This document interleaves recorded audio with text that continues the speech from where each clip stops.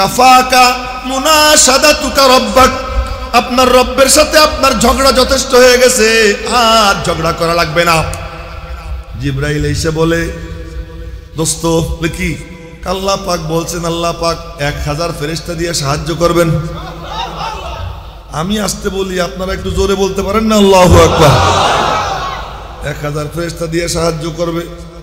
নবীজি বললেন যে আল্লাহ, ফেরেশতা কি কম আছে, নি একটু বাড়াই দাও না। আল্লাহ পাক বলতেছেন আচ্ছা 3000 দেব, আর একটু বাড়াই দাও। আল্লাহ পাক বলতে আচ্ছা ঠিক আছে, ময়দানে জমে থাইকো 5000 দিয়ে দিলাম। এবার নবীজি তাবুত থেকে বের হইতেছেন, আমার দিকে দেখেন, তাবুত থেকে বের হইতেছেন, লাঠি মোবারক হাতে, ভিতরে নবীজির গোশত এরকম ফালাফালি করতেছে, উত্তেজনায় টকবক করতেছেন, আর লাঠি নিয়ে যাইতেছেন আর বলতেছেন সাইয়ুহজামুল জামু, হে ওরা তাড়াতাড়ি হারবে। সাইয়ুহজামুল জামু ওয়া ইউআল্লুনা দুবুর, ওরা পিঠ পিছনের দিকে দিয়ে পলাবে, অচিরেই ওরা পরাস্ত হবে বলতেছে। এরপরে বলতেছেন এ তোরা দেখ, এখানে আবু জেহেল পড়ে থাকবে, এখানে উতবা পড়ে থাকবে, এখানে সাইবা পড়ে থাকবে, এখানে উমাইয়া পড়ে থাকবে, এখানে ওলীদ ইবনে উতবা পড়ে থাকবে। এরকম লাঠি দিয়া জায়গা দেখাইয়া দেখাইয়া বলতেছেন। যুদ্ধ শেষ, আমি যুদ্ধের কাহিনী বলতেছি না, যুদ্ধ শেষ। যুদ্ধের শেষে দেখেন 70 জন মরছে, 70 জনকে বন্দী করছেন, মুসলমানদের 14 জন শাহাদাতের শরাবান তহুরা পান করছে। রব্বুল আলামিন বলতেছেন দোস্ত চমৎকার যুদ্ধ করলা তাই না?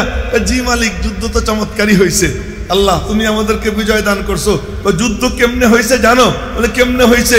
কমা জাআলাহুল্লাহু ইল্লা বুশরা লাকুম ওয়া লিতাতমাইন্না কুলুবুকুম বিহি ওয়া মান নাসরু ইল্লা মিন ইনদিল্লাহিল আজিজিল হাকিম। 1000ও কিচ্ছু না, 3000ও কিচ্ছু না, 5000ও কিচ্ছু না, ও কেবলমাত্র তোমাদেরকে সান্ত্বনা দেওয়ার জন্য বলছি।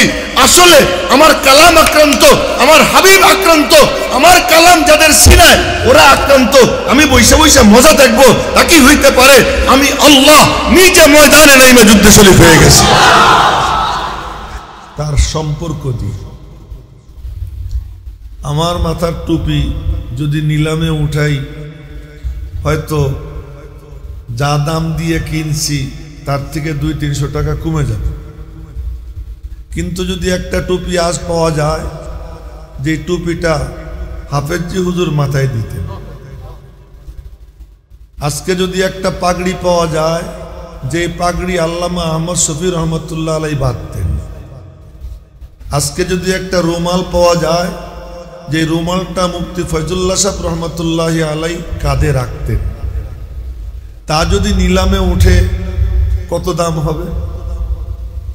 ওটা কিন্তু অনেক পুরাতন, ওটা অনেক পুরান হয়ে গেছে, কিন্তু তারপরেও তার দাম যে কত লাখ হবে আমি জানি না।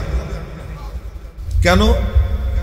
নিসবতের কারণে, সম্পর্কের কারণে। আপনারা বসা একটা পিচ ঢালাই রাস্তা, কথা খুব মনোযোগ দিয়ে শুনবো। আমি তো আর আমার আগের বক্তা তার বয়ান আমি শুনতেছিলাম, কি চমৎকার কণ্ঠ, কি বলিষ্ঠ কণ্ঠ, পুরো মাহফিল থরথর করে কাঁপতেছিল। আমি তো কাঁপাইতে পারবো না, এমনি কিছু গল্প বলবো, একটু মনোযোগ দিয়ে শুনবেন। আপনারা যেখানে বসা, এটা একটা পিচ ঢালাই রাস্তা, এর উপরে হয়তো ত্রেপল বিছানো, উপরে একটু সুন্দর সামিয়ানা দেখা যায়, এতটুকু। কিন্তু এই পিচ ঢালাই রাস্তায় রিক্সা চলে, ভ্যান চলে, গাড়ি চলে, কুকুর চলে, সবকিছু হাঁটাহাঁটি করে এখানে। কখনো কখনো কুকুর হয়তো ঠ্যাং মুছে করে পেশাবো করে দেয় এই রাস্তা। কিন্তু সেই পিচ ঢালাই রাস্তা আমার কথা না, আমার কথা না, কোনো পীর বুজুর্গের কথা না। আজীব ব্যাপার, কি আশ্চর্য ব্যাপার যে আরে কুরআনের সঙ্গে যার নিসবত হয়ে যায়, কুরআনের সঙ্গে জায়গার নিসবত হয়ে যায়, কুরআনের সঙ্গে যেই ব্যক্তির নিসবত হয়ে যায়, কুরআনের আলোচনা যেখানে হয়, মালিকের পক্ষ থেকে নবীজি ঘোষণা করতেছেন এটা জান্নাতের সাথে তার সম্পর্ক কায়েম হয়ে যায়। এই পিচ ঢালাই রাস্তা এখন জান্নাতের বাগান। ইদা মারারতুম বিরিয়াদিল জান্নাহ ফারতাউ, যখন তোমরা রিয়াদুল জান্নাহর পাশ দিয়ে যাও, ওখানে একটু চরাচরি করো, ঘোরাঘুরি করো, ওখান থেকে জান্নাতের ঘ্রাণ নাও, ওখান থেকে জান্নাতের স্বাদ নাও। কি আজীব! হ্যাঁ, তো আপনারা পিচ ঢালাই রাস্তায় বসা, কিন্তু নবীজির কথা যদি সত্য হয়, আমি জিজ্ঞেস করতে চাই, নবীজির কথা সত্য না মিথ্যা? যদি সত্য হয় তো নবীজি বলতেছেন যে তোমরা এখন জান্নাতের বাগানে বসা। আল্লাহ পাক জান্নাতের বাগানে বসে দিয়েছে। তো এই জান্নাতের বাগানে আসতে পারলাম, বসতে পারলাম, খুশি না বেজার? খুশি হয়ে থাকি অন্তর থেকে, মনের থেকে। এমনি মুখে মুখে আলহামদুলিল্লাহ বলা আর অনুভূতি নিয়ে বলা আসমান জমিন বেশ। কেউ যখন অনুভূতি নিয়ে আলহামদুলিল্লাহ বলে, ওই আলহামদুলিল্লাহর এত পাওয়ার, হাদিসে পাকে নবীজি বলেন আলহামদুলিল্লাহ তামলাউল মিজান, আলহামদুলিল্লাহ মিজানে নেক আমলের পাল্লা ভারী করে জমিনের সঙ্গে মিশিয়ে দেবে। তো মনের থেকে খুশি হয়ে একবার বলি আলহামদুলিল্লাহ। আল্লাহ পাক আমাকে আপনাকে জান্নাতের বাগানে বসাইছেন। তো সেই জান্নাতের বাগানে মজার ব্যাপার, মাদ্রাসার নাম রওজাতুস সুন্নাহ, সুন্নতের বাগান। আজীব নাম, আল্লাহ জানি ইয়াসিনের মাথায় কে দিয়ে দিছে এই নাম রাখার বুদ্ধি। সুন্নার বাগান, রওজা মানে বাগান, আর সুন্নাহ মানে সুন্নাহ। সুন্নাত কি?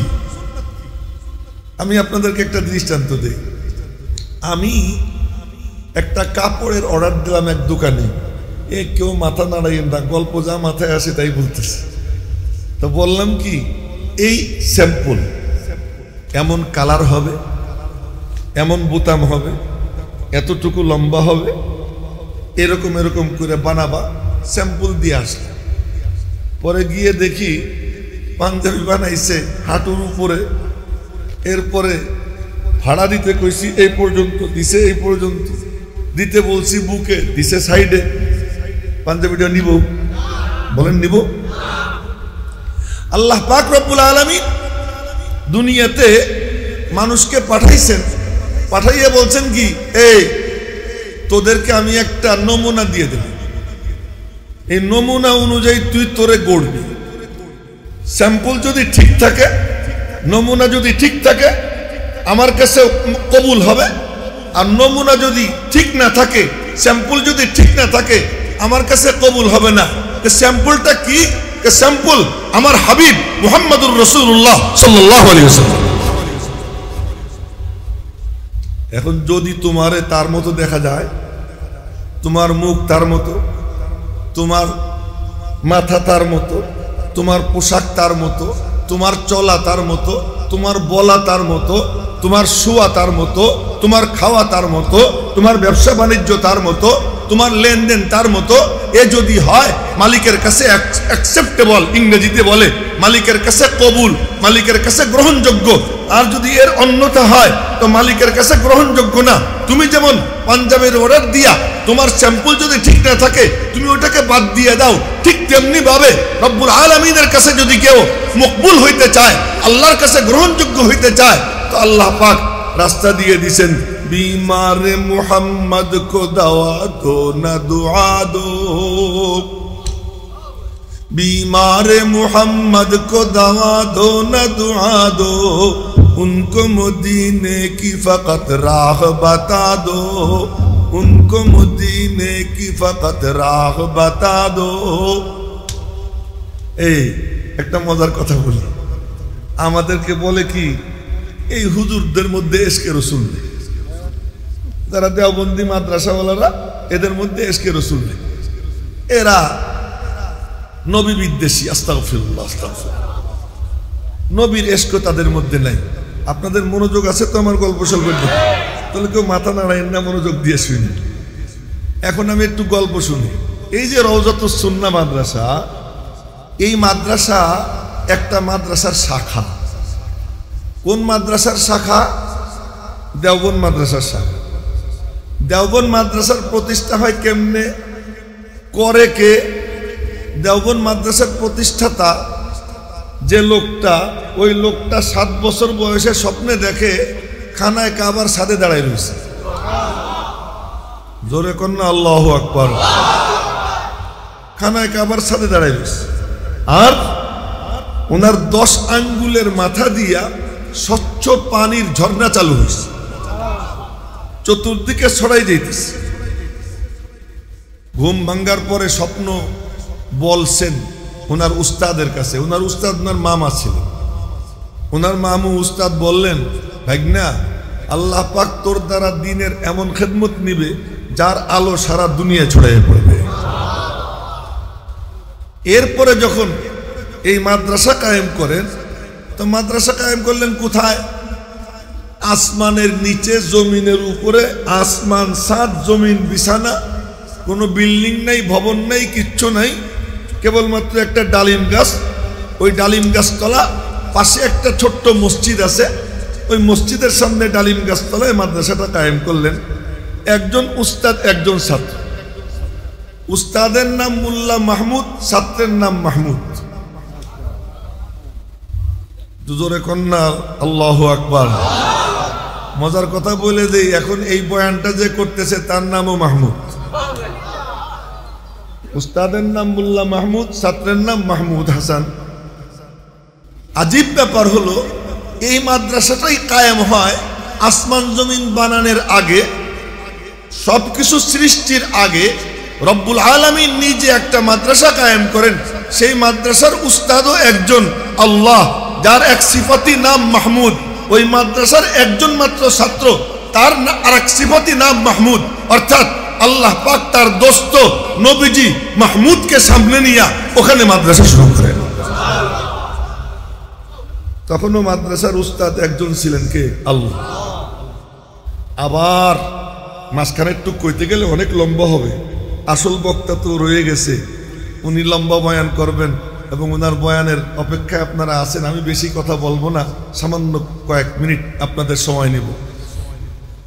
তো ওই এই কথার আওয়াজ হবে। তো ওখানেও 2 মাহমুদ, এখানেও 2 মাহমুদ। মাঝখানের ইতিহাস বলতে গেলে লম্বা, ওইটা ছেড়ে দিলাম। এখানে মাদ্রাসা কায়েম হইতেছে কখন? যখন সারা দুনিয়ার সমস্ত ইসলাম বিরোধী শক্তি ঐক্যবদ্ধ হয়েছে দুনিয়ার থেকে কোরআনের আলো নিভাইয়া দিবে। এবং শুধু নিভেই দিবে বলছে তাই না, লক্ষ লক্ষ জিল কোরআন শরীফ আগুন দিয়ে পোড়াইছে, লক্ষ লক্ষ জিল কোরআন শরীফ সমুদ্রে ফেলাইছে, হাজার হাজার মাদ্রাসা ভাঙছে, ভাঙ্গে জমিনের সঙ্গে মিশাই দিছে। মাদ্রাসা ভাঙছে, কোরআন শরীফ পোড়াইছে, কিন্তু দেখে যে না, থামে না। এ তো দেখি তালিম চলতেই আছে, এ তালিম তো বন্ধ হয় না। নবীজি বলেন, তোরা পাতা না পুড়াইতে পারিস, তোরা আগুনে পুড়াইতে পারিস, পানিতে ফেলতে পারিস, কিন্তু আমার আল্লাহ তার কুদরতি সিনা থেকে জিব্রাইলের মাধ্যমে আমার সিনায় এমন কালাম দিছেন, আমার সিনার থেকে সাহাবীদের সিনায় যাবে, সাহাবীদের সিনার থেকে তাবেঈনদের সিনায় যাবে, তাবেঈনদের সিনার থেকে তাবায়ে তাবেঈনের সিনায় যাবে। এই করতে করতে আমার উম্মত আল্লাহ পাকের কালামকে তাদের সিনায় হেফাজত করবে। লা ইয়াগসিলুহুল মা, কোনো পানি ওইটাকে ধুইতে পারে না। ইয়াকরাউহু নাইমান ওয়া ইয়াকযান, জায়গা জায়গাও পড়বে, ঘুমাইয়ে ঘুমাইয়েও তিলাওয়াত করবে। তোমরা মনে করছে যে কোরআন শরীফ পুড়াইয়া নিবেই দিবে। ওরা মনে করছে যে মাদ্রাসা ভাঙ্গা এই কোরআনে কারিমের তালিম বন্ধ করে দিবে। এখন দেখে যে হয় না, ওই মনোযোগ দিয়ে শুনলেন, খুব দুঃখ ভরা মন নিয়ে কথা বলতেছি। এরপরে ওরা সিদ্ধান্ত নেয় যে না রে, কোরআন শরীফ পুড়াইয়েও লাভ নাই, মাদ্রাসা ভাঙ্গে লাভ নাই, কোরআন যাদের সিনায় ওগো মারো। তখন মারা শুরু করে। কোনো ডাক্তার মারে নাই, মুসলমানদের কোনো ডাক্তারকে মারে নাই, ডক্টর মারে নাই, ইঞ্জিনিয়ার মারে নাই, কোনো বড় শিল্পপতিকে মারে নাই। এই মুসলমানদের আসল পাওয়ার যাদের সিনায় কোরআন, ওদেরকে মারছে। তা মারার ধরন কি? কামানের সামনে দেহ রাখছে, কামান দিয়ে গুলি করছে, উপরে উড়ে গেছে, ছাই হয়ে নিচে পড়ছে। জীবন্ত আলেম, জীবন্ত হাফেজকে মহিষের চামড়া, গরুর চামড়া, উটের চামড়ার মধ্যে ভৈরা চামড়া সিলাইয়া ওর মধ্যে রেখে দিছে। ছটফট করতে করতে আলেম হাফেজ শহীদ হয়ে গেছে। এই করতে করতে যখন এমন চরম অবস্থা, আর আলেম খুঁজে পাওয়া যায় না, মুসলমানরা এক একটা লাশ কাঁধে নিয়ে 20-25 মাইল এলাকা ঘুরে একজন জানাজা দেওয়ার মানুষ তালাশ করে পায় না। তখন বিনা জানাজায় মুসলমানদেরকে কবর দেওয়া হইতো। এমন যখন অবস্থা, তখন খানকার পীর হাজী ইমদাদুল্লাহ মুহাজির মক্কি রহমতুল্লাহ আলাই তিনি বললেন বলে যে এই দেওবন্দি মৌলবীরা তারা শুধু খানকায় বসে থাকে, তারা শুধু মাদ্রাসায় বসে থাকে, তারা শুধু মসজিদের মেহরাবে বসে থাকে, তারা শুধু মসজিদের মিম্বরে বসে থাকে, এরা আমাদের জন্য দ্বীনের জন্য কিছু করে না। দেখো ইতিহাসের দিকে তাকাই দেখো। হাজী ইমদাদুল্লাহ মুহাজির মক্কি রহমতুল্লাহ আলাই বললেন, না রে, খানকায় থাকার সময় নেই, মুসলমানদের দ্বীন ও ঈমানের হিফাজতের জন্য এখন মাঠে নামতে হবে। এক হাতে তসবিহ, এক হাতে তলোয়ার। হাজী ইমদাদুল্লাহ মুহাজির মক্কি ময়দানে নেমে গেছেন। ডান পাশে হযরত কাসেম নানতুবি, বাম পাশে রশিদ আহমদ গঙ্গুহি। এক একজনের কথা একটু একটু বলি, অল্প একটু একটু বলি, হ্যাঁ একটু একটু বলি। হাজী ইমদাদুল্লাহ মুহাজির মক্কি রহমতুল্লাহ আলাই কেমন ছোট্ট একটা ঘটনা শুনেই, কেমন যে হাজী সাহেবরা হজে রওনা হয়েছেন, হঠাৎ করে ক্যাপ্টেন ঘোষণা করছে যে জাহাজ যে কোন দিকে যাচ্ছে আমি টের পাইতেছি না, আপনারা দোয়া করেন। তো হাজী সাহেবরা দোয়ায় বসছে। কিছুক্ষণ পরে ক্যাপ্টেন বলতেছে, আলহামদুলিল্লাহ জাহাজ সঠিক পথে আছে, জেদ্দা দেখা যাইতেছে। এক হাজী সাহেব মুরাকাবা করে দেখেন যে হাজী ইমদাদুল্লাহ মুহাজির মক্কি জাহাজ কাঁধে করে নিয়ে যাইতেছে। পরে ওনারা মক্কা শরীফ গিয়ে হজ শেষ করে ওনার খানকায় গেছেন। খাদেমকে জিজ্ঞেস করছেন যে হুজুর অমুক টাইমে অমুক দিন কোথায় ছিলেন? কোথায় ছিলেন তা তো জানি না, আমারে বের করে দিয়ে খাস কামরার দরজা বন্ধ করে দিয়েছেন। কিছুক্ষণ পরে দরজা খুইলা আমাকে বলতেছেন কাপড় দাও। দেখি মাথার থেকে পা পর্যন্ত লোনা পানিতে সারা শরীর ভিজা। এই হাজী ইমদাদুল্লাহ মুহাজির মক্কি রহমতুল্লাহ আলাই। ওনার ডান পাশে কাসেম নানুতুবি। কাসেম নানুতুবি কেমন এ কইতে গেলে তো লম্বা, খালি একটা চুটকি গল্প শুনে। একটা গল্প। কি গল্প? যে উনি বিয়ে করছেন বড় নবাবের মাইয়া, বড় শিল্পপতির মেয়ে। তো মেয়ে যখন আসছে, বাসর ঘরে গেছেন, এখন দেখেন বউয়ের নাকে, কানে, গলায়, হাতে, মাথায় স্বর্ণ আর স্বর্ণ। উনি নিচে জায়নামাজ বিছিয়ে বসে গেছে। বউ বলতেছে, কি ব্যাপার, উপরে আসেন। উর্দুতে বলতেছে, না আপনি বড় লোকের মাইয়া, আমি তো ফকির মানুষ। আপনি বড় লোকের মেয়ে, আমি তো ফকির মানুষ, আমি কেমনে উপরে উঠবো? বউ বুঝে ফেলাইছে, সমস্ত স্বর্ণের গহনা খুলে ওনার হাতে দিয়ে দিছে। তো উনি বললেন যে হ্যাঁ, এবার মিল হয়েছে, এবার আমি উঠতে পারি। সকালবেলা পুরো স্বর্ণ আল্লাহর রাস্তায় দান করে দিয়েছে। মুজাহিদরা জিহাদ করতো, জিহাদের পথে খরচ করার জন্য পুরোটা দান করে দিয়েছে। বউ কিছুদিন পরে বাড়ি গেছে। বাড়িতে গেলে আবার বাপে পুরা সাজাই দিছে। তো বলছেন, হয় আমি নয় স্বর্ণ দুইটার একটা, আমাকে পাইতে হলে স্বর্ণ ফেলতে হবে। আবার স্বর্ণ দিয়ে দিছে। বাপে কয় তো আর দিয়ে লাভ নাই, থাক। এই কাসেম নানুতুবি রহমতুল্লাহ আলাইহি। রশিদ আহমদ গঙ্গুহি, ওনার কথা কি বলবো, শুধু একটাই শুনে, 22 বছর একটা না যার তকবীরে উলা ছুটে নেই। 22 বছর একটা। রশিদ আহমদ গঙ্গুহি রহমতুল্লাহ আলাইহি একদিন নিজের জিহ্বা ধরে বলতেছেন, ऐसा तो मैं कुछ नहीं मगर मेरे रब से मेरा मुआहदा हो गया है कि मेरी जुबान से हक के सिवा ना हक बात कभी नहीं निकलेगी। যে আমার আল্লাহর সাথে আমার চুক্তি হয়ে গেছে যে আমার জিহ্বা দিয়ে সত্য ছাড়া মিথ্যা কথা বের হবে না। এই দুইজন দুই পাশে, মাঝখানে হাজী ইমদাদুল্লাহ মুহাজির মক্কি, বাসা বড় বড় বুজুর্গ। হযরত হাফেজ জামিন শহীদ রহমতুল্লাহ আলাইহি মোষ ছাড়ছেন, নখ কাটছেন, নতুন পায়জামা পরছেন, নতুন জামা পরছেন, নতুন পোশাক গায়ে দিয়েছেন, নতুন পাগড়ি বাঁধছেন। বাইদা মনে মনে বলতেছেন, মালিক তোমার সাথে সাক্ষাতের জন্য রওনা হইলাম। যুদ্ধের ময়দানে, শামিলের ময়দানে জিহাদ করছে। ওই জিহাদে পুরো ময়দান রক্তে লাল, আলেমদের রক্ত। তোমার মাথায় টুপি, তোমার মুখে দাড়ি, তুমি আজ কালিমাওয়ালা, তুমি আজ মুসলমান। কাদের ত্যাগ, কাদের কুরবানি, ওই খাজা, ওই যারা নাকি বড় বড় কথা বলে, আজকে রসুলের কথা বলে, কুরবানি তারা দিছে না কুরবানি এই মোল্লারা দিছে? একটু তাকাইয়ে দেখেন, ইতিহাস আপনাদের সামনে আমি পেশ করতেছি। হইলটা কি তারপরে? এরপর পুরো ময়দান রক্তে লাল। ওই রক্ত আল্লাহর কাছে এত কবুল হয়েছে, এত কবুল হয়েছে যে ওই ময়দানে যারা আহত হয়ে পড়েছিলেন, ছটফট করতেছিলেন পানি পানি, তাদেরকে পানি পান করানোর জন্য জান্নাত থেকে হুর আইছে, তাদেরকে পানি পান করাইছে। জান্নাতের হুর যে পানি পান করাইছে তার প্রমাণ আল্লাহ দুনিয়াতে রেখে দিছে। সে প্রমাণ কি? আরে কথা না জানি কোন দিকে চলে গেল, আল্লাহ জানে কখন শেষ করতে পারবো। এক মৌলানা ছিলেন, মৌলানা মাজহার নানতুবি রহমতুল্লাহ আলাইহি, সাহারানপুর মাদ্রাসায় পড়াইতেন।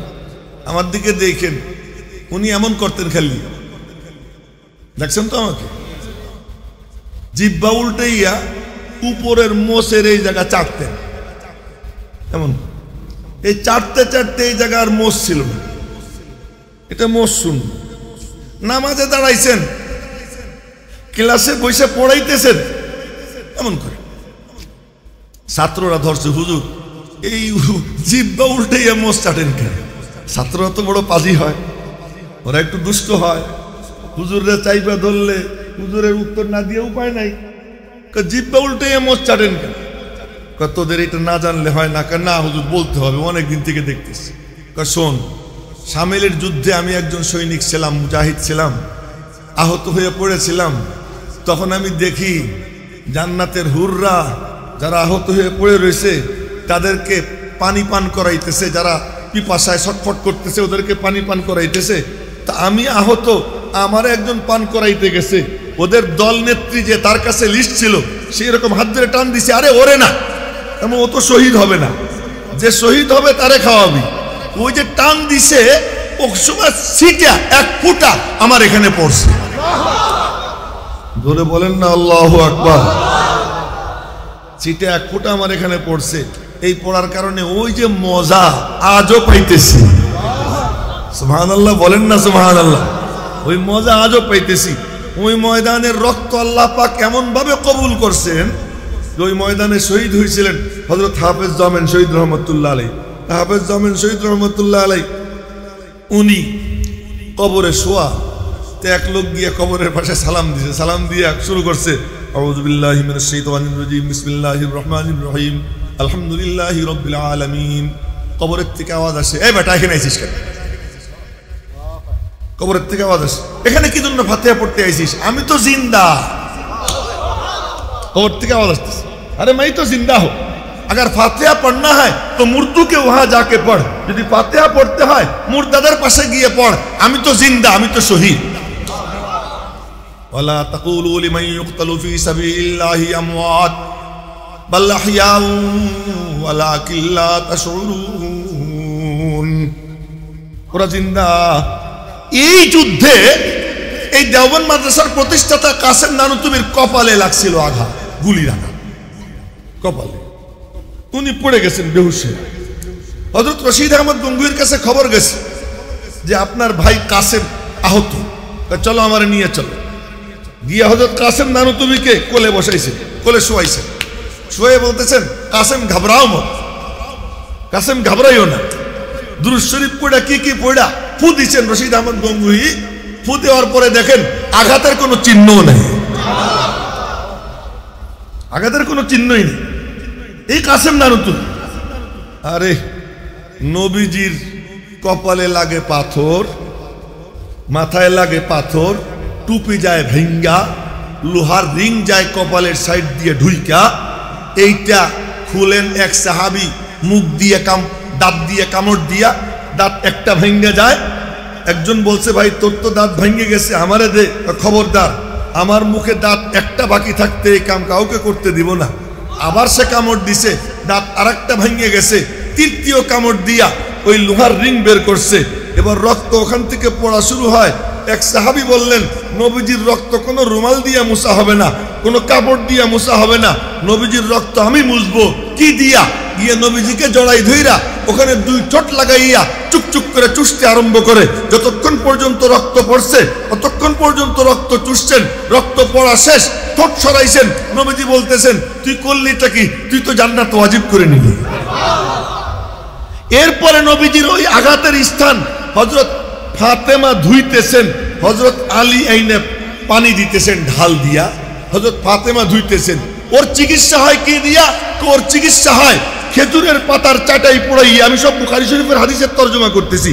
খেজুরের পাতার চাটাই এটাকে পোড়াইয়া ওর ছাই দিয়া নবীজির ক্ষতস্থানের চিকিৎসা হয়। আল্লাহ পাক বলেন, আমার মাহবুবের দ্বীনের নুসরাতের জন্য যারা ময়দানে নামবে, তো মাহবুবের জন্য আচরণ কঠিন ছিল, ওদের জন্য আচরণ আমি আল্লাহ অনেক সহজ করে দেব। ওখানে চিকিৎসা এমন করতে হয়। আর এখানে শুধু গঙ্গুহি রহমতুল্লাহ আলাইহি ফু দিছেন, কাসেম নানুতুবির আঘাতের কোনো চিহ্ন বাকি ছিল না। এই কাসেম নানুতুবি রহমতুল্লাহ আলাইহি কি বলবো, মাদ্রাসা কায়েম করছেন কোথায়? ডালিম গাছতলা। এরপরে দেখলেন, আরে এখন যদি আমরাও এই যে কয়জন আসি, এই কয়জন যদি যুদ্ধে নামি, আমরাও তো মারা পড়বো, তো মুসলমানদের দিন ও ইমানের হিফাজতের কি ব্যবস্থা করা যায়? তোমরা বড় বড় কথা বলো, তোমরা এটা সেটা বলো, একবারও ভাবো না যে এই লোকগুলো কি করছে।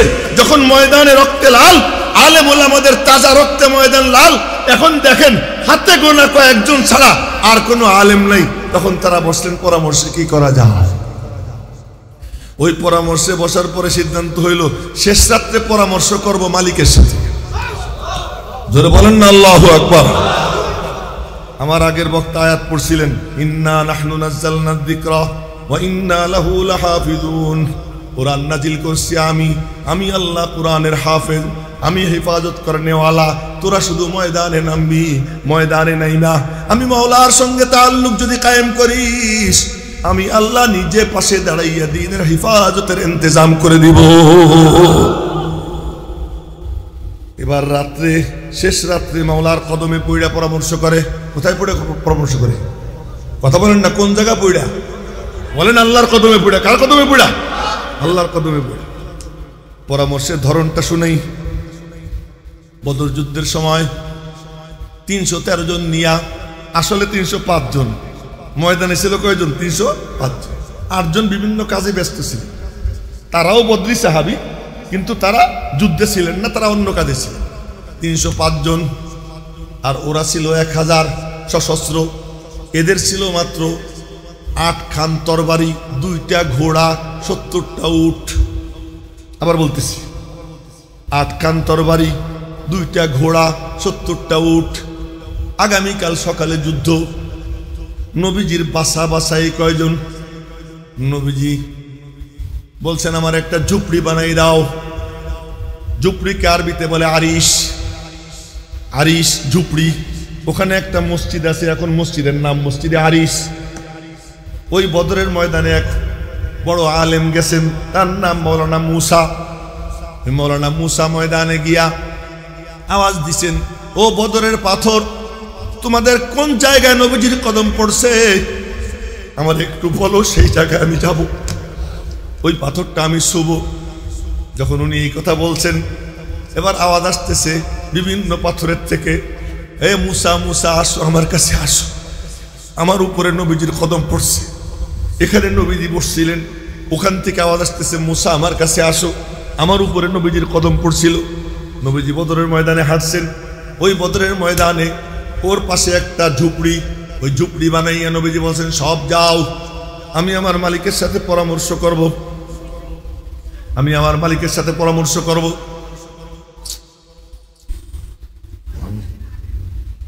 মালিকের সাথে পরামর্শ করব।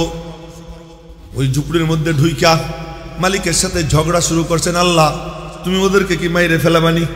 হ্যাঁ দেখেন, তুমি কি ওদেরকে মাইরে ফেলবানি? এই মনে রাখবেন, ছোট্ট বাচ্চা মারে এরকম থাপ্পড় দেয়, রাগ করে থাপ্পড় দেয়, মা হাত খান ধরে চুমু খায়। কি জন্য?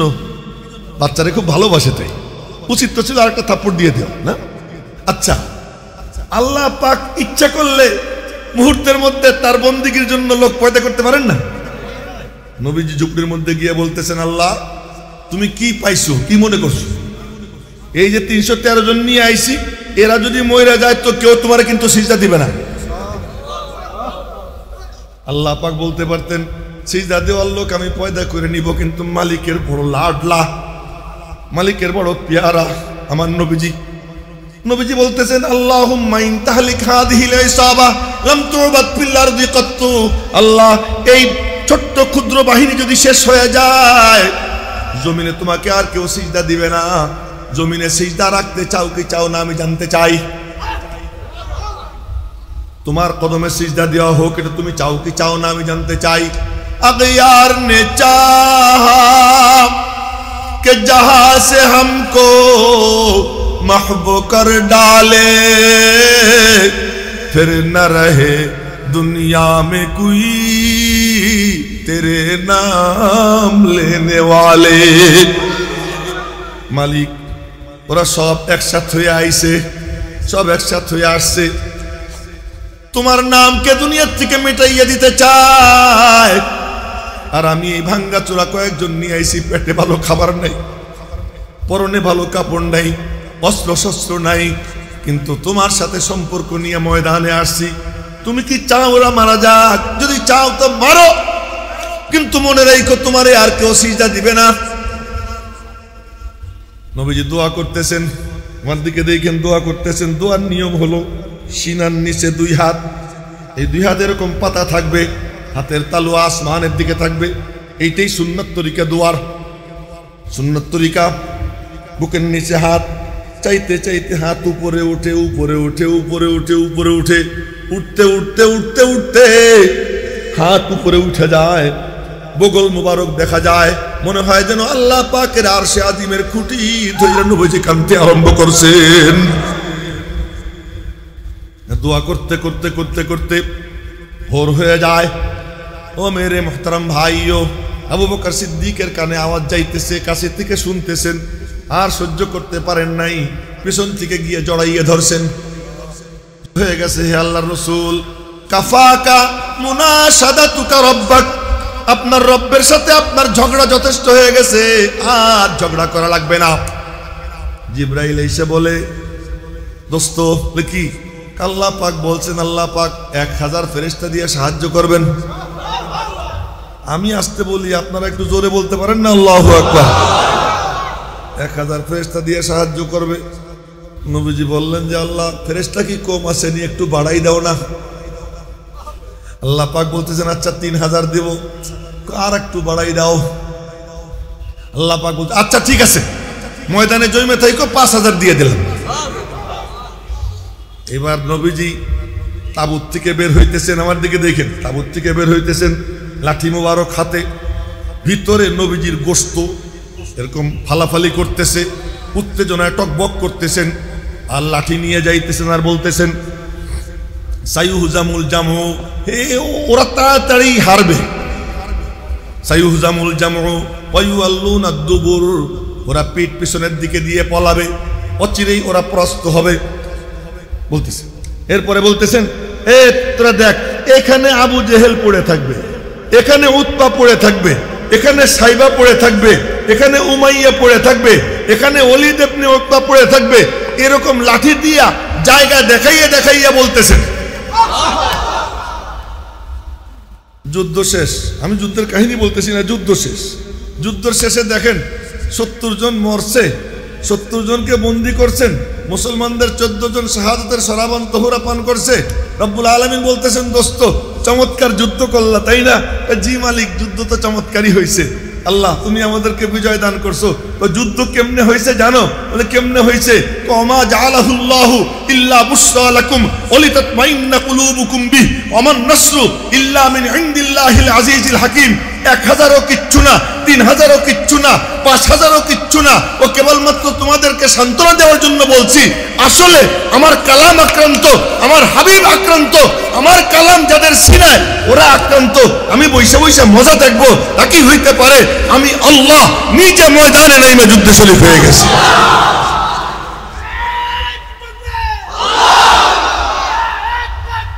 Allah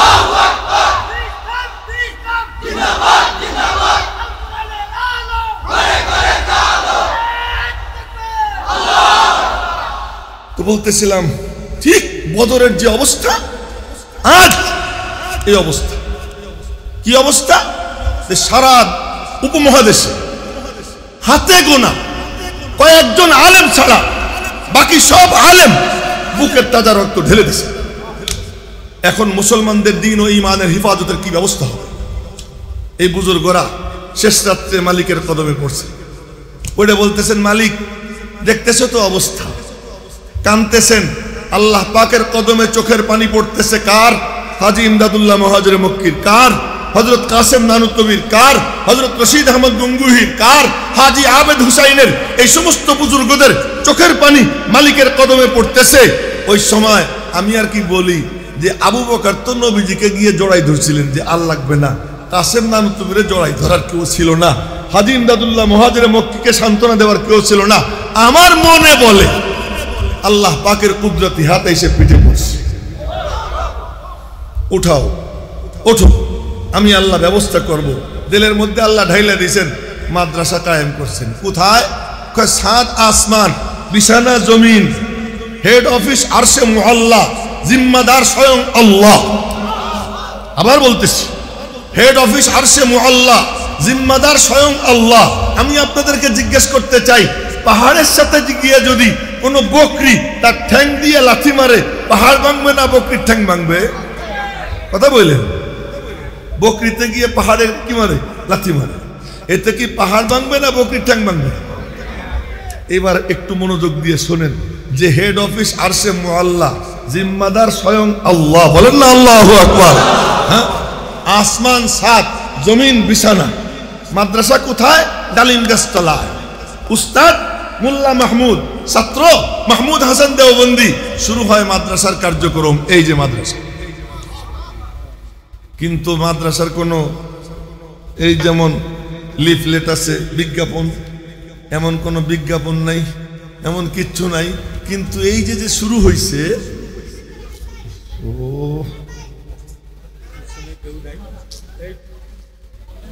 আমার কানে যেন কোনো আওয়াজ না আসে। এই যে শুরু হয়েছে, কোনো বিজ্ঞাপন ছাড়াই চতুর্দিক থেকে শুধু ছাত্র আসা আরম্ভ হয়ে গেছে।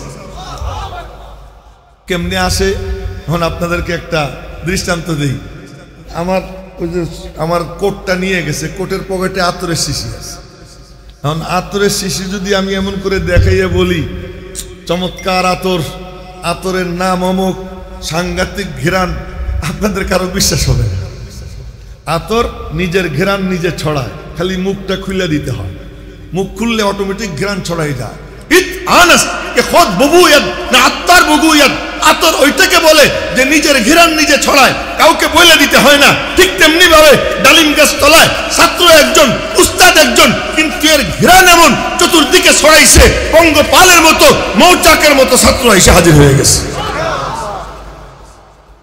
এবার যখন ছাত্র চত্বর ভরে গেছে, চত্বর ভরে যাওয়ার পরে এখন সব পরামর্শে বসছেন, ভবন করা দরকার। সিদ্ধান্ত হয়েছে ভবন বানাবেন। আজকে শুনলাম মাদ্রাসায় উঠলাম, এইটা কি কয় ভাড়ার বাড়ি, ভাড়া নিয়ে শুরু করছে। এখন তো ভাড়া নেওয়ার ব্যবস্থা আছে, তখন তো আর এই সিস্টেম ছিল না। তো কি বলে, এখন তো একটু ছাদ দরকার, তো ভবন দরকার। তো ভবন দরকার, কোথায় যাব? শিল্পপতির কাছে, বড় ব্যবসায়ীর কাছে? না। কার কাছে? মালিকের কাছে চাও। মালিকের কাছে চায়, মালিকের কাছে চায়। আল্লাহ কয় কি, আমার কাছে চাবি, আমি আমার বান্দাদের দিলে ঢাইলে দিব, ওদের কাছে গিয়ে দাওয়াত দে। বান্দাদের কাছে গিয়ে দাওয়াত দিছে। শুনেন দেওবন্দের ইতিহাস। একজন দিছে 3 টাকা, একজন দিছে 6 টাকা, একজন দিছে 12 টাকা। এই করতে করতে হয়েছে 300 টাকা। 300 টাকা। আগামীকাল সকালে মাদ্রাসার ভিত্তিপ্রস্তর স্থাপন হবে, এই সিদ্ধান্ত হয়েছে। ওই দিন সকালবেলা তৎকালীন মুহতামিম হযরত শাহ রফিউদ্দিন রহমতুল্লাহ আলাই উনি এসে বলতেছেন, হযরত বিল্ডিং তো আরো বড় বানাইতে হবে। কেন? নকশা আঁকা হয়ে গেছে। কে নকশা আঁকছে? এখনো তো আমি দেখিনি নকশাটা, চলেন গিয়ে দেখি। সবাই গিয়ে দেখে লাঠির দাগ পড়ে রয়েছে। কি লাঠির দাগ? আজ রাত্রে দো জাহানের বাদশা আসছেন, আমার হাত ধরছেন, আমাকে নিয়ে লাঠি দিয়ে নকশা এঁকে বলছেন কাসেমকে বইল এই নকশার উপরে ভবন নির্মাণ করতে। ব্যাপার কি? बीमार मुहम्मद को दवा दो न दुआ दो,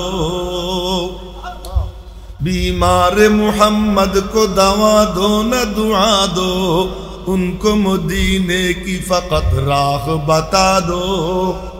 और मदीनार रास्ता कोनटा एकटू देखो, तो देखो माद्रासार भित्ति प्रस्तर स्थापन करबे आगामीकाल सकाले दो জাহানের বাদশা তিনি নিজে আইসা নকশা এঁকে দিয়ে বলতেছেন এই নকশার উপরে ভবন নির্মাণ করো।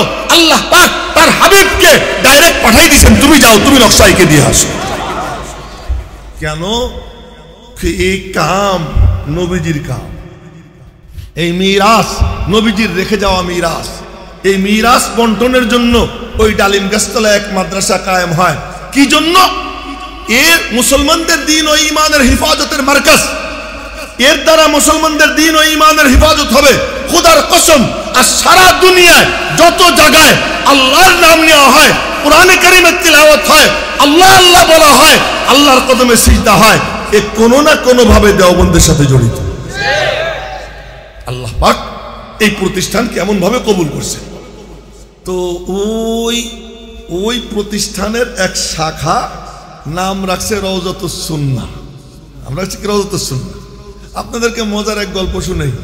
জামে আজহার বিশ্ববিদ্যালয় প্রতিষ্ঠিত হয়েছে 1100 বছর, প্রায় পার হয়ে গেছে। কত বছর? প্রায় 1100 বছর। এই 1100 বছর হয়ে গেছে। ছাত্র ছাত্রী সংখ্যা আজ থেকে 8-9 বছর আগের সংখ্যা বলতেছি 80,000। তো এখনকার সংখ্যা লাখ পার হবে কমপক্ষে। কিন্তু সারা দুনিয়ায় এই জামে আজহার বিশ্ববিদ্যালয়ের একটা শাখাও নেই, একটা শাখাও নেই। আর আমি ইয়াহিয়া মাহমুদ যখন দেওবন্দে পড়ছি 87-88 শিক্ষা বছর, ইংরেজি 87-88 শিক্ষা বছরে পড়াশোনা করছি, তখন মাদ্রাসার ছাত্র সংখ্যা ছিল 3,500। আর আমি যে ক্লাসে পড়তাম দাওরে হাদিস, এর ছাত্র সংখ্যা ছিল 650। ওই মাদ্রাসার বর্তমান ছাত্র সংখ্যা হয়তো 6-7 হাজার হবে, এর বেশি। কিন্তু সারা দুনিয়ায় এমন কোন জায়গা নাই, এমনকি অমুসলিম কান্ট্রি পর্যন্ত, ইউরোপ, আমেরিকা, লন্ডন বলেন, আর আমেরিকা বলেন, ফ্রান্স বলেন, জাপান বলেন, এমন কোন জায়গা নাই, আফ্রিকা বলেন, যেখানে দেওবন্দের কোনো শাখা নেই।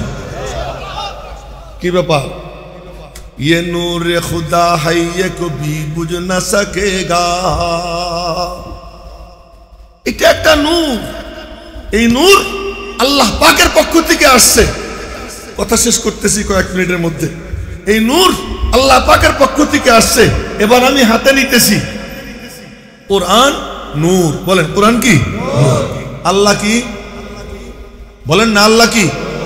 আল্লাহ নূর নিজে বলছেন, আল্লাহু নূরুস সামাওয়াতি ওয়াল আরদ। কোরআনের কথা বলছেন, ক্বাদ জাআকুম মিনাল্লাহি নূর, ক্বাদ জাআকুম মিনাল্লাহি নূর। আল্লাহ নূর, কোরআন নূর। যে জিবরাইল ফেরেশতা নিয়ে আসছে, ওই জিবরাইল কি? বলেন না কি? নবীজির কলবে নাজির করছে। নবীজির কলবে কি ছিল? আফতাবে নবুয়ত, নবুয়তের সূর্য। সূর্যের আলো তার নবুয়তের আলোর কাছে হালকা, তার কলব নূর। এখন আমি বলি, নূরুন মিন নূরিন মা নূরিন ইলা নূরানিয়িন। নূর কোরআন, মিন নূরিন আল্লাহ, মা নূরিন জিবরাইল, ইলা নূরানিয়িন নবীজি, ইলা নূরানিয়িন নবীজি। কেন? লিয়াজআলা মান ইয়াকবালুহু নূরানিয়া। যে এই কালাম কবুল করবে আল্লাহ পাক তাকেও নূরানি বানাইয়া দিবে। এই নূরানি হওয়ার বরকত কি? কথা তো মেলা দূর, বলতে গেলে অনেক কুসাই কাছে বলতে গেলে অনেক সময় লেগে যাবে। যেটা বলতে চাই, এই কালাম নবীজি সিনায় নিয়ে আসছেন, নবীজি গিলা গিলা খাইছে। খাওয়ার পরে নবীজির থেকে যা বের হয়েছে সব কোরআন বের হয়েছে। হাঁটতেন তাও কোরআন, শুইতেন তাও কোরআন, বলতেন তাও কোরআন, হাসি দিতেন তাও কোরআন, কেঁদে দিতেন তাও কোরআন, আল্লাহ রাগ হইতেন তাও কোরআন, খুশি হইতেন তাও কোরআন। নবীজির থেকে কোরআন বের হইছে, কোরআনের বাহিরে নবীজি আর কিচ্ছু করেন নাই, তো কোরআনটা নবীজির ভিতর থেকে বের হইছে, ওইটাই সুন্নত হয়ে গেছে। মাদ্রাসার নাম রওজাতুস সুন্নাহ, মাদ্রাসার নাম কি? রওজাতুস সুন্নাহ। এই কোরআন নবীজির সিনায় ঢুইকা যখন নবীজির থেকে বের হইছে, এইটাই সুন্নত হয়ে গেছে। দেখি হয়ে গেছে, সুন্নত হয়ে গেছে। আমি তার মিসাল দেই, যেমন মনে করেন যে আখ আছে না, আখ চেনেন নি আপনারা? আখ যখন এত লম্বা লম্বা লাঠি থাকে, এটা যখন কোনো মেশিনে দেয়, এরপরে এটা কি হয়ে বের হয়? রস। আবার কোনো কোনো মেশিনে দিলে এটা কি চিনি হয়ে বের হয় না? চিনির কলে দিলে চিনি হয়ে বের হয়, রসের করে দিলে রস হয়ে বের হয়। তো ঢুকলো আখ, বের হইল রস, ঢুকলো আখ, বের হইল চিনি। আল্লাহ পাকের কালাম নূর কোরআন, এইটা আল্লাহর কালাম নবীজির সিনায় ঢুকছে, ঢুকার পরে নবীজির থেকে যখন বের হইছে, এইটাই হাদিস, এইটাই সুন্নতে পরিণত হয়ে গেছে। ওই কোরআনটাই কি সুন্নাত। এখন মদিনার রাস্তা কোনটা? আল্লাহ পাক বলেন, কত কিছু দিছি, বলি নেই যে আমার ইহসান। আচ্ছা, আল্লাহ পাক যে আমাদেরকে মানে কি বলবো, কত নিয়ামত দিছেন, কোনটার ব্যাপারে আল্লাহ এমন বলেন নাই। একটা নিয়ামতের কথা বলে বলতেছেন কি, আরে দেখ আমার ইহসান। কি ইহসান? লাকাদ মান্নাল্লাহু আলাল মুমিনিন, আমি আল্লাহ মুমিনদের উপরে ইহসান করছি, এমন ইহসান যেটা বলতে আমি আল্লাহর খুব মজা লাগতেছে। আল্লাহ পাকের ইহসানের নিয়ামতের কোনো সীমা পরিসীমা নেই। আমার শ্বাস প্রশ্বাস, অক্সিজেন কিছুক্ষণের জন্য বন্ধ হয়ে গেলে কি হবে বলে? আমার নিজের একটু হাঁটুর মধ্যে, রানের মধ্যে একটু ব্যথা, 3-4 দিন যাবে বা আরো কয়েকদিন বেশি হবে। তা আমার এখন সিজদা দিতে, নামাজে উঠতে বসতে কষ্ট হয়। মনে মনে বলতেছি, আল্লাহ তাড়াতাড়ি ভালো করে দাও। কি যে হয়েছে বুঝতেছি না। এই এতটুকু কি একটু ঘাটতি হয়ে গেছে, আমি টিকতে পারতেছি না, বড় কষ্ট হইতেছে। এক একটা নিয়ামত এত দামি, কিন্তু কোনটার ব্যাপারে আল্লাহ পাক বলেন না লাকাদ মান্না, লাকাদ মান্না, আমার ইহসান, আমার ইহসান। এক জায়গায় গিয়ে বলতেছেন লাকাদ মান্নাল্লাহু আলাল মুমিনিন, অবশ্যই আল্লাহ পাক মুমিনদের উপরে বড় ইহসান করেছেন। এই ইহসান বলে আমি আল্লাহ বড় মজা পাইতেছি। বলে কি ইহসান? ইয বাআসা ফীহিম রাসূলাম মিন আনফুসিহিম, যে আমি আল্লাহ ওদের মধ্যে পাঠাইছি ওদের থেকে একজন রাসূল, ওদের মধ্যে পাঠাইছি ওদের থেকে একজন রাসূল। সুবহানাল্লাহ, সুবহানাল্লাহ। কাম কি তার? ইয়াতলু আলাইহিম আয়াতিহি, শুনে কাম কি? ইয়াতলু আলাইহিম আয়াতিহি, তার কাম আমি আল্লাহর দেওয়া আয়াত তাদের সামনে তিলাওয়াত করবে। বিসমিল্লাহির রহমানির রহিম। আর রহমান আল্লামাল কুরআন, খালাকাল ইনসান, আল্লামাহুল বায়ান। তিলাওয়াত করবে। বলে তিলাওয়াত করলে কি হবে? খারে একটু জিনিস লক্ষ্য করো, ডাক্তারের কাছে যাও, গিয়ে বলো কি পেটে ব্যথা। ডাক্তার কি কয়? এই যে একটা সাদা ট্যাবলেট, এটা খাও। কোথায় ব্যথা, কোথায় ট্যাবলেট, এর সাথে কি সম্পর্ক? আমার এক বন্ধু খুলনা, তার বাড়ি, বড় আলেম মুফতি, কিডনিতে পাথর জমছে 50টা, অবস্থা একদম খারাপ, অপারেশন করতে হবে। হোমিওপ্যাথিক ডাক্তারের কাছে গেছে। হোমিওপ্যাথিক ডাক্তার, সে বাইচে আছে, মাত্র কয়েকদিন আগের ঘটনা, তাজা ঘটনা বলতেছি। হোমিওপ্যাথিক ডাক্তার বলছে অপারেশনের দিকে যায়েন না, আমি একটা ডোজ দেই, এই ডোজটা খান, দেখেন তারপরে কি হয়। ওই এক ডোজ খাইছে। 1 সপ্তাহ পরে আসেন, 1 সপ্তাহ পরে গেছে, আরো পরে আসেন, আরো পরে গেছে। বলে এবার গিয়ে পরীক্ষা করেন। এখন গিয়ে পরীক্ষা করে দেখে 50 পাথরের 1 পাথরও নেই। সাদা পাউডার 1 ডোজ খাইছে, 50 পাথর বের হয়ে যায়। এখানে তোমার আশ্চর্য লাগে না? আমার মুখের এখানে দাউদ হইল, দাউদ। তখন আমার বয়স 14-15 হবে। মালিবাগ মাদ্রাসায় পড়াশোনা করি। তো আমি খিলগা, আপনারা চট্টগ্রামের অনেকে চিনবেন, খিলগা আছে ঢাকা, খিলগা রেল লাইন দিয়ে হাইটে হাইটা ডাক্তারের কাছে গেলাম। ডাক্তার বুড়া, পাকা দাড়ি। তো কি সব অবস্থা খুইলে বললাম। তো ডাক্তার আমার সব শুই না আমারে 6 ডোজ দিল। গ্লুকোজের মধ্যে পাতলা পানি ঢেলে দিল, বলল এই নিয়মে খাইও। আমি এটা নিয়ে রওনা দিছি। 1 ডোজ খাইছি, খুব মজা লাগছে। গ্লুকোজ তো মজা লাগছে, এখন তো পাউডার দেয়, গ্লুকোজ দিচ্ছে, মজা লাগছে। তো ওই রেল লাইন দিয়ে হাইটে হাইটে মাদ্রাসায় যাইতে যাইতেই 6 ডোজই খেয়ে ফেলেছি। আমার দাউদ ভালো হয়ে গেছে। ও ডাক্তারের উপরে আমার এই আস্থা আছে, হোক পাউডার, সে আমার রোগের ঔষধ দিচ্ছে। রব্বুল আলামিন বলেন, অনুনাজ্জিলু মিনাল কুরআন মা হুয়া শিফাআ ওয়া রাহমাতুল লিল মুমিনিন। আমি আল্লাহ কোরআনকে তোমাদের রোগের জন্য শিফা বানাইয়া দিলাম। এই কোরআন পড়বা, রোগ ভালো হবে। কোরআন শুনবা, রোগ ভালো হবে। কোরআনের উপর আমল করবা, তোমার রোগ ভালো হবে। তোমার রোগের চিকিৎসা এই কোরআন। আল্লাহ পাক নবীজিকে দায়িত্ব দিচ্ছেন, তোমার 1 নম্বর দায়িত্ব ইয়াতলু আলাইহিম আয়াতিহি। তিনি তোমাদের সামনে রব্বুল আলামিনের আয়াত তিলাওয়াত করবেন। ওয়া ইউআল্লিমুহুমুল কিতাব, এবং কিতাবের তালিম দিবেন, হিকমতের তালিম দিবেন। ওয়া ইউযাক্কিহিম, এবং ভিতরটাকে পবিত্র বানাবেন, আত্মশুদ্ধি করবেন। এই দায়িত্ব দিয়ে আল্লাহ পাক নবীজিরা পাঠাইছে। এই কোরআন তার সিনায় দিয়া নবীজি পুরো 23 বছর আর কোনো কাম করেন নাই। এই কোরআনের নুসখা দিয়া দিয়া একদল মানুষ বানাইছে। আরে কসম খেয়ে বলতেছি, নবীজি একটা বিল্ডিং বানান নাই, একটা রাস্তাও বানান নাই, ভালো একটা রাস্তা বানান নাই। আপনারা আশ্চর্য হবেন, নবীজি মদিনা শরীফ থেকে মক্কা শরীফ যে হজে গেছেন, হজে যাওয়ার যে বিবরণ হাদিসে পড়তে গেলে দাঁত ব্যথা।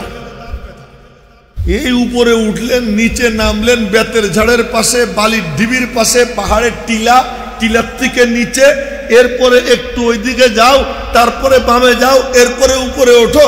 এই সব গল্প শুনতে শুনতে নবীজি যদি বলতেন, আল্লাহ আমি মদিনা শরীফ থেকে মক্কা শরীফ যাইতে চাই, তুমি আমার জন্য পিচ ঢালাই রাস্তা করে দাও, যেই আল্লাহ তাকে নেওয়ার জন্য জান্নাতি যানবাহন পাঠাইয়া তাতে চড়াইয়া বাইতুল মুকাদ্দাসে নেয়, বাইতুল মুকাদ্দাস থেকে কুদরতি লিফটে চড়াইয়া 7 আসমান পাড়ি দেওয়াইয়া আরশে আজিমে বসায়, ওই আল্লাহ তিনি কি পারতেন না মদিনা শরীফ থেকে মক্কা শরীফ পর্যন্ত আপনাদের এই 7 পিচের থেকে ভালো পিচ ঢালাই রাস্তা বানাবার পারতেন না? পারতেন কি পারতেন না? চানো নাই যে আল্লাহ দেও, চানো নাই, এমনি যাই। ওফো, কেমনে বলি, কেমনে বুঝি আপনাদেরকে। চাইলে মুসা আলাইহিস সালাম সমুদ্রের পাড়ে দাঁড়ানো, ডাইনে পাহাড় বামে পাহাড়, পিছনে ফেরাউনের দলবল, সামনে সমুদ্র। সামনে গেলে মরবেন, ডাইনে গেলে যাওয়ার রাস্তা নাই, বামে গেলে যাওয়ার রাস্তা নাই, পিছনে গেলে তীর তরবারির কোপ, ওখানেও মরা, চতুর্মুখী মরণ। মুসা আলাইহিস সালাম বললেন, কাল্লা, মরবো না, কখনো মরবো না। কেন? আল্লাহ তো আসেন আমার সাথে। ধরে বলেন না আল্লাহু আকবার। আল্লাহ পাক বললেন, মুসা তো লাঠি দিয়ে পানিতে মারো বাড়ি। লাঠি দিয়ে পানিতে বাড়ি মারছেন, আপনারা বলেন তো, লাঠি দিয়ে পানিতে বাড়ি মারলে কি পানি সেটা ছাড়া আর কিছু হয়? উনি পানিতে বাড়ি মারছেন লাঠি দিয়া, আর আল্লাহ 12টা রাজপথ বানাই দিয়েছেন সমুদ্রে। সে 12টা রাজপথ দিয়ে 12 কওম নিয়ে পার হয়ে গেছেন। ওই আল্লাহ নবীজির হজের জন্য মদিনা শরীফ থেকে মক্কা শরীফ পর্যন্ত রাজপথ বানাইতে পারতেন না? কিন্তু আল্লাহ তাআলা ওই রাজপথ নবীজির জন্য বানাই দেন কি? আল্লাহ আমি এই অবস্থায় থাকতে চাই, এইটা আমি বাইছা নিছি, এটা আমি বাইছা দিলাম, কি চাও? আমি ত্যাগ আর কুরবানির পরে আল্লাহ তোমার একটু মুস্কি হাসি চাই। নবীজি 23 বছর পর্যন্ত আর কিচ্ছু করেন নাই, শুধু কয়টা মানুষ বানাইছে। এমন মানুষ আল্লাহ। হযরত মওলানা এসে গেছেন, আমি আর 2-4 মিনিটের মধ্যেই মওলানা 2-4 মিনিটের মধ্যে শেষ করতেছি। আচ্ছা, যে আমাদের গর্ব আল্লাহ তাআলা ওনার দ্বারা যে খেদমত নিচ্ছেন, আল্লাহ যেন ওনার দীর্ঘ নেক হায়াত দারাজ করেন সকল বলে।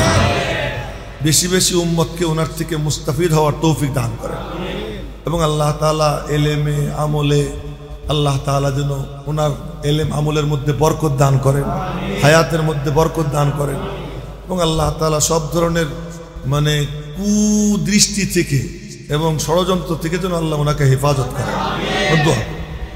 হযরত নানুপুরী রহমতুল্লাহ আলাইহির স্নেহধন্য আল্লাহ তাআলা বেশি বেশি ওনাকে মকবুলিয়ত দান করেন, এই দোয়া করি। হাসরের ময়দানে যেন আমাদেরকে সাথে নিয়ে উনি জান্নাতে যাবার পারে, আমাদেরকে যেন ফেলাইয়া না যায়। তো বলতেছিলাম যে নবীজি ইচ্ছা করলে জমিনে পা দেওয়ার দরকার ছিল না, উপরে উপরে থাকতে পারত, কিন্তু হাঁটতে গিয়ে আসার পাচার খাইছে। সাহাবীরা হাঁটতে গিয়ে পায়ের উঠে গেছে, নখ উঠে গেছে এবং পা ফাইটে গেছে। এরপরে পায়ে কি বাঁধছেন? পট্টি বাঁধছেন। ওই যুদ্ধের নামই হয়ে গেছে বাবু গজওয়াতি জাতির রিকাহ, পট্টিওয়ালা যুদ্ধ। নবীজির দাঁত ভাঙছে, কপালের সাইড দিয়ে লোহার রিং ঢুকছে, সমস্ত মুজাহাদাকে বাইসা নিছেন। মালিক, এইগুলো আমি চাই, দুনিয়াতে কোনো শান্তি চাই না। খন্দকের যুদ্ধে পরীক্ষা খনন করতেছেন, সাহাবীরা কোপ দেন, পাথর কাটে না, ইয়া রাসূলুল্লাহ কাটতেছে না, কি করি? চল আমারে নিয়ে চল। নবীজি যাইতেছেন, কুদাল দিয়ে কোপ দিচ্ছেন, তো ফাআদা কাসিবান আহিয়ালা, মনে হয় যেন উড়ন্ত বালি। নবীজি পরীক্ষা খনন করতেছেন, ওই সময় পেটে পাথর বাঁধা। কেন? পিছনের মেরুদণ্ডের হাড় যদি ভেঙে যায় কুদাল দিয়ে কোপ দিতে গিয়া। নবীজি যদি বলতেন, মালিক এখন যুদ্ধের জন্য আমার সাহাবীরা মাটি কাটতেছে, তুমি কিছু খাবার পাঠাই দাও, সাথে সাথে নাজিল হইতো আল্লাহর কসম। নবীজি চাইলে সাথে সাথে নাজিল, চান নাই, পেটে পাথর বাঁধছে। সাহাবী এসে কই, ইয়া রাসূলুল্লাহ এই দেখেন পাথর। নবীজি তার হাত ধরে বললেন, তুই দেখ। সে দেখে তার পেটে একটা, নবীজির পেটে 2টা, পেটে পাথর। ওই অবস্থায় এক গরিব সাহাবী হযরত জাবের বলতেছেন, ইয়া রাসূলুল্লাহ, নবীজির দিকে তাকাইয়া ওনার ভিতর হু হু করে উঠছে, ইয়া রাসূলুল্লাহ আমার একটু ছুটি দেন, বাড়ি যাব। কেন? একটু কাম আছে, দেন না একটু ছুটি। আচ্ছা যাও। বাড়ি গেছে। বাড়ি গিয়ে বিবিরে বলে, এই কি বৃষ্টির ফোঁটা পড়তেছে না? হ্যাঁ, আচ্ছা আচ্ছা বলবো, কিন্তু আগে আপনারা শোনেন। সেটা হলো কি যে আল্লাহ তাআলার রহমত, আমরা তো বলতে পারি না আল্লাহ বৃষ্টি বন্ধ করে দাও, তোর করতে পারি না। তার কারণ নবীজির কাছে সাহাবী বৃষ্টির দোয়া চাইছেন, তো নবীজি খালি দোয়া করছেন আর সাথে সাথে বৃষ্টি শুরু হয়েছে, একটা না এক সপ্তাহ। পরের সপ্তাহে আবার ওই সাহাবী এসে দাঁড়িয়ে বলে, ইয়া রাসূলুল্লাহ সব তো গেল ডুইবা, বাজার ঘাট বন্ধ, কি করব? একটু দোয়া করেন আল্লাহ থামাই দে। নবীজি বলেন, না ওই দোয়া তো করতে পারি না, চলো এক দোয়া করি। কি দোয়া? আল্লাহ যেন আশপাশে দেয়, আমাদের উপরে না দেয়। সেই দোয়াটা আমরা সবাই পড়ি, আমার সাথে পড়েন, আল্লাহুম্মা হাওয়ালাইনা ওয়ালা আলাইনা, আল্লাহুম্মা হাওয়ালাইনা ওয়ালা আলাইনা, আল্লাহুম্মা হাওয়ালাইনা ওয়ালা আলাইনা। আল্লাহ আমাদের আশপাশে দাও, আমাদের উপরে দিও না। আল্লাহ পাক যেন আমাদের সকলকে ধৈর্যের সাথে এবং আল্লাহ যেন পরিবেশ অনুকূল করে দেন। হযরত মাওলানার বয়ান যেন আমরা মন ভরে শুনতে পারি, আল্লাহ যেন এমন পরিবেশ কায়েম করে দেন। সকলে বলি আমিন। আমি আর কথা লম্বা করলাম না, এখানেই শেষ করতেছি। ওমা আলাইনা ইল্লাল বালাগ। আসসালামু আলাইকুম ওয়া রাহমাতুল্লাহি ওয়া বারাকাতুহু।